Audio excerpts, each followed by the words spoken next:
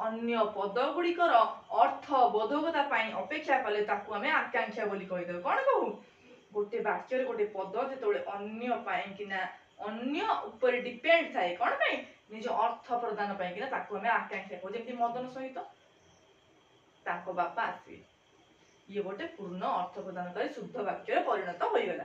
वर्तमान आमे तृतीय जिनस जानिया शुद्ध वाक्य तृतीय लक्षण होची आसक्ति।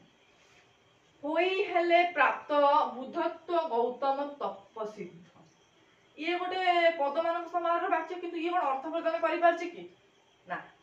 उभय ए मिसी छवि और वंदना आंकी छंती वंदना ये भी किछि अर्थ प्रदान करिबानी। प्रदत्त वाक्य दुइटे कर्ता रहिछि किंतु क्रिया भी रहिछि किंतु प्रकृत अर्थ किछि बुझा पडु नै काहेकि वाक्यटी सजा होई लेखा होई नाही बोली। गौतम तपसिद्ध होई बुद्धत्व प्राप्त हेले। चंदना और वंदना उभय मिसी छवि आंकी छंती। देखो अर्थ प्रदान करिवार क्षमता केतळे पाइला जेतबेले कर्ता क्रिया गुडी को जो ढंगरे रहिबा कथा सेही ढंगरे रहिले सेही समय से अर्थ प्रदान करिवार क्षमता पाइगला।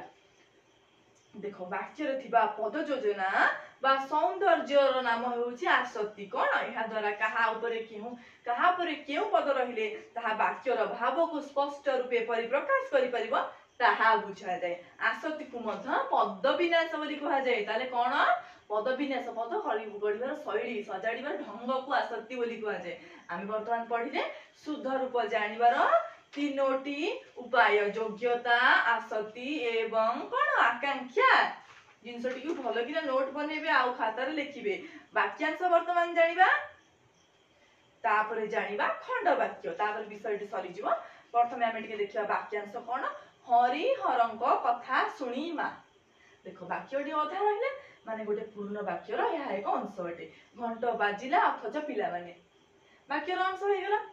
सेही भली देखो घंटा बाजिला अथच पिला माने श्रेणी को आसिले नाही। देखो वाक्यटी वर्तमान परिपूर्ण होईची। हरि हरंक कथा सुनी मा आश्चर्य हेले।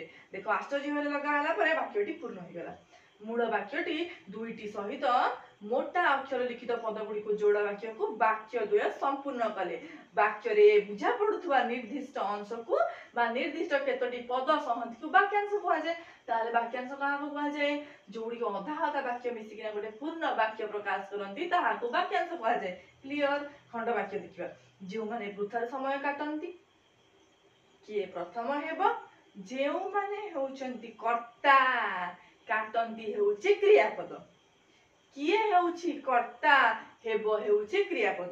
देखो दुईटी वाक्य रे कर्ता और क्रिया थाई मध्ये माने मनर भाव को संपूर्ण रूपे